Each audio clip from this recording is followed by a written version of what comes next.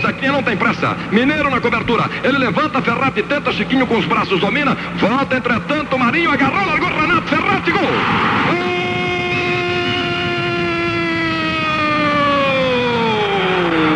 Do Botafogo!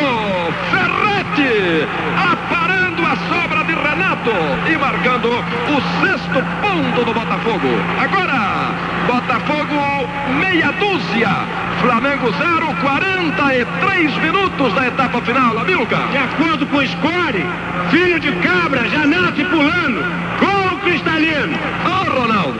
O tijolo quente do Marinho. A bola passou entre as pernas de Moreira e espolcou no peito de Renato. Ferrati livre, livre, livre. Tocou de perna direita e fez 6-0 no placar. Ferrati com o número 15, Odolce.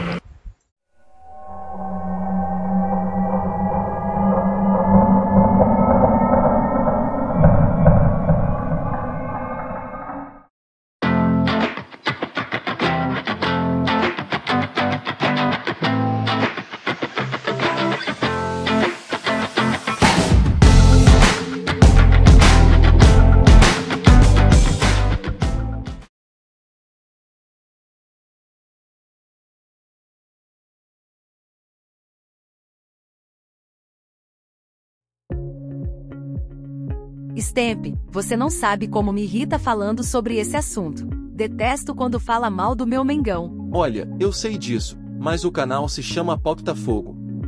É do Botafogo. Botafofo como você gosta de dizer e não dá para filtrar nada. Você quer ficar de fora deste episódio? Não, eu sou corajosa, sou guerreira, eu encaro mais este desafio. Então segura essa. Você sabia que por culpa do Vasco, Galvão Bueno precisou provar que era torcedor do Flamengo no seu início de carreira na Rede Globo? Quem tá dizendo isso não sou eu, tá? Mas sim o próprio Galvão no livro que ele mesmo escreveu. Na ocasião, o Galvão conta que o Roberto Marinho, dono da Rede Globo, ficou revoltado ao ouvir o narrador elogiar o Vasco durante uma vitória em cima do Flamengo no Clássico dos Milhões. Tá aqui, ó, o trecho que ele conta essa história no livro Fala Galvão. Vamos ler rapidinho o que ele escreveu. Armando Nogueira foi tão especial pra mim que uma vez me tirou de uma grande saia justa com ninguém menos do que Dr. Roberto Marinho. Todos sabíamos da paixão de Dr. Roberto pelo Flamengo. E aqui nessa mesma página ele conta o que aconteceu durante a vitória do Vasco contra o Flamengo. Então, continuando. Mal começa o jogo. Vasco 1-0. Ainda no primeiro tempo, Vasco 2-0. Só dá Vasco, disse eu ao microfone. Lembrando que é o Galvão falando isso, tá? Minutos depois, Armando ligava para a cabine com um recado do patrão.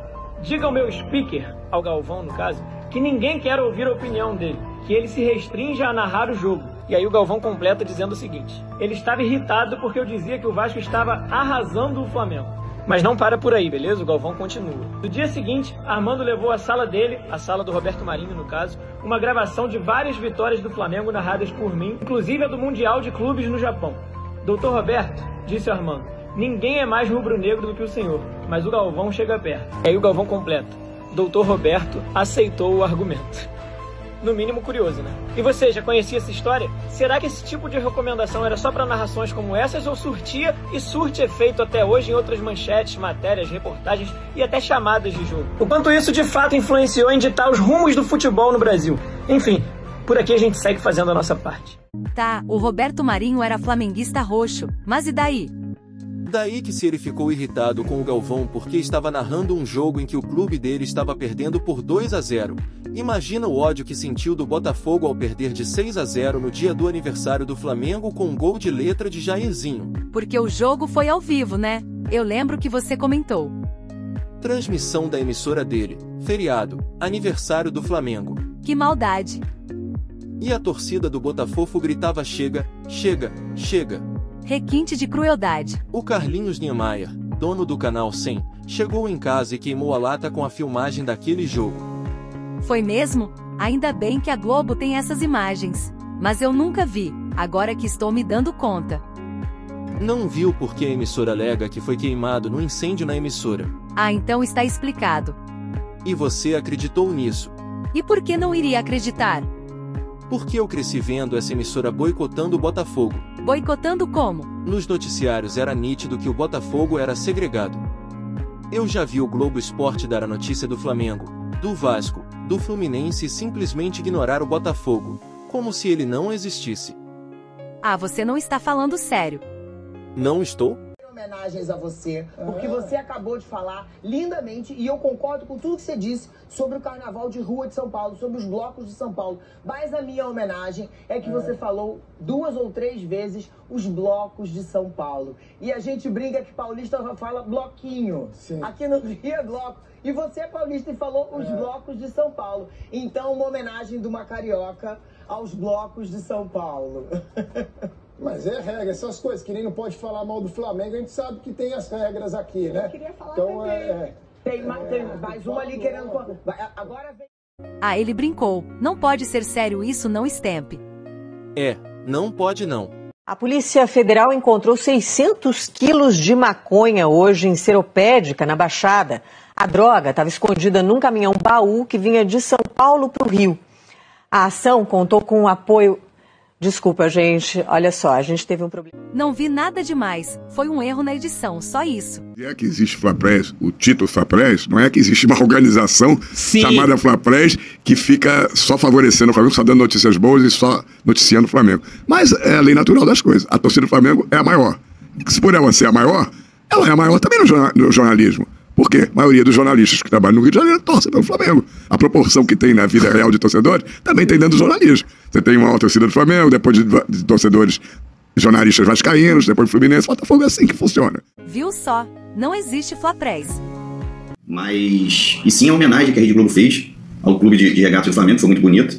E essa homenagem envolveu vários clubes, né? O Cavalinho terminou lá o Fantástico e foi consolado pelo Cavalinho do Vasco. Todo mundo sabe que o Vasco é um grande rival do Flamengo, o Fluminense, e depois todos os outros cavalinhos lá, né? O Atlético, o Cruzeiro, o Corinthians, enfim. E a gente se pergunta onde está o Botafogo, que também é um grande rival do Flamengo, né? A gente entende que a Rede Globo tem raiva do Botafogo, né? Por N situações, né? Mas foi no campo, né? Ganhando do Flamengo, né? E o que está acontecendo hoje, esse boicote ao Botafogo por parte da emissora, a gente está sem entender. Eu acho que a emissora deveria prestar um esclarecimento sobre isso. E o próprio Botafogo também tem que... A gente está sem entender o que está acontecendo nos bastidores. Ah, cavalinhos. Vai reclamar até dos cavalinhos, Stamp. Não é reclamar, é constatar que aquele 6-0 com um gol de letra no dia do aniversário do Flamengo ainda atormenta a lembrança de muita gente, porque isto se manifesta involuntariamente em vários comentaristas esportivos. É quase uma ordem não falar bem do Botafogo. Tá bom, vamos admitir que você esteja certo, mas e daí? E daí que até isso reflete a transposição entre a civilização maia e o Botafogo. Já sei, os senhores do submundo. E são 13 famílias que compõem os senhores de Xibalbá. Isso não te parece suspeito demais? O 13 é um número que parece amaldiçoado mesmo, nisso você tem razão. Então é assim, a morte de Luiz Caldas e o fim do grupo de regatas Botafogo estavam previstas no Popol Vuh. Assim como a de Armando Albano.